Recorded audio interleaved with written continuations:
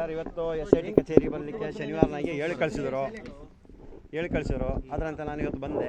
ಇವಾಗ ಬರುವಾಗ ಸ್ಥಳೀಯ ಠಾಣೆಯಲ್ಲಿ ಇದಕ್ಕೆ ಸಂಬಂಧಿಸಿದ ಠಾಣೆ ಬೆಳ್ತಂಗಡಿ ವೃತ್ತ ನಿರೀಕ್ಷಕರ ವ್ಯಾಪ್ತಿಯಲ್ಲಿ ಬರೋ ಧರ್ಮಸ್ಥಳ ಠಾಣೆ.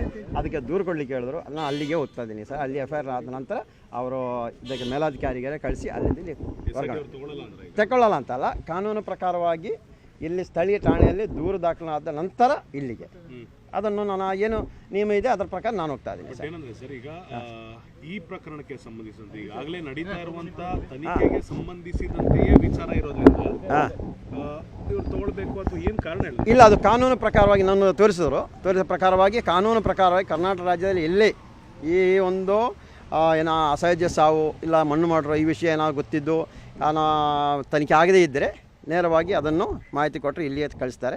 DIG ಕಳಿಸ್ತಾರೆ. DIG ಕಳಿಸಿ SIT ತಗೊಳ್ತಾರೆ. SIT ಆ ನಂತರ ತನಿಖೆ ತಗೊಳ್ತಾರೆ ಸರ್. ಕಳೆದ 15 ವರ್ಷದಿಂದ ದೂರು ಕೊಡ್ಲಿಕ್ಕೆ ಬಂದಾಗ ತೆಗೆದುಕೊಂಡಿರಲಿಲ್ಲ, ಈ ಬಾರಿ ಅವ್ರು ತೆಗೆದುಕೊಳ್ತಾರೆ ಅಂತೀರಾ?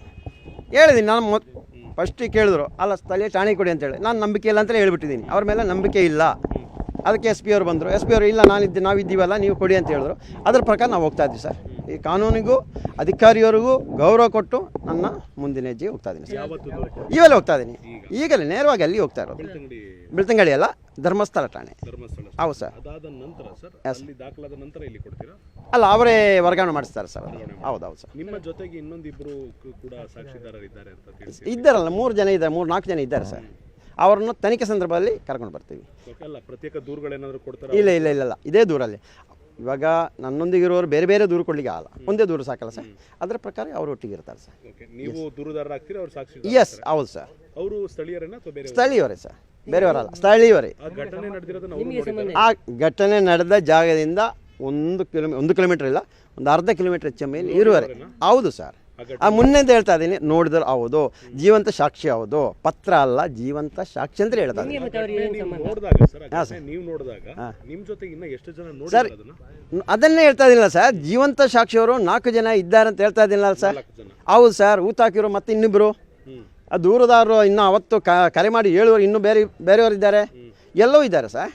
ಅಂದಾಜು ಎಷ್ಟು ಜನ ಸರ್? ಅಂದಾಜು ಇವಾಗ ಊತಾಕಿರೋದು 2-3 ಜನ ಇದ್ದಾರೆ ಅಂತ ಕಾಣಿಸ್ತೆ. ಮತ್ತು ಗಾಡಿ ಡ್ರೈವರು, ಪೊಲೀಸ್ ಅಧಿಕಾರಿ ಮತ್ತು ಇದ್ದಾರೆ ಸರ್. 4-6 ಜನ ಇರ್ಬೋದು ಸರ್. ಅದು ಅಸ್ ಒಂದು ವಿಷಯ ಹೇಳ್ತೀನಿ ಸರ್, ಈ ಮೂಲಕ ಇನ್ನೊಮ್ಮೆ ಹೇಳ್ತೀನಿ ಸರ್. ನಾನು ಯಾರದೇ ಪ್ರಭಾವಿ ವ್ಯಕ್ತಿ ಇಲ್ಲ, ದೇವಸ್ಥಾನ ವಿರುದ್ಧ ಅಲ್ಲ. ಒಬ್ಬ ಅಧಿಕಾರಿ ಮಾಡಿರೋ ತಪ್ಪು, ಆ ಅಧಿಕಾರಿ ಮೇಲೆ ಕ್ರಮ ಇರಬೇಕು, ಅದು ನಮಗೆ ಬೇಕಾಗಿರೋದು. ಅದು ಹೊರತು ಯಾರು ಇಲ್ಲ ದೇವಸ್ಥಾನ ವಿರುದ್ಧ ಮಾತಾಡ್ತಾ ಇದ್ದಾನೆ, ಇಲ್ಲ ಯಾವುದೋ ವ್ಯಕ್ತಿ ವಿರುದ್ಧ ಅಂತ ಯಾರು ಹೇಳಬೇಡಿ. ನಾನು ಹೋಗ್ತಾ ಇರೋದು ಅಧಿಕಾರಿಯವರು ತಪ್ಪು ಮಾಡಿದ್ದಾರೆ, ಅವನ್ನು ಕರೆಯಿಸಬೇಕು, ಅವನ ಮೇಲೆ ಕ್ರಮ ಆಗಬೇಕು. ಅದು ನಮ್ಮ ಉದ್ದೇಶ. Yes, okay sir.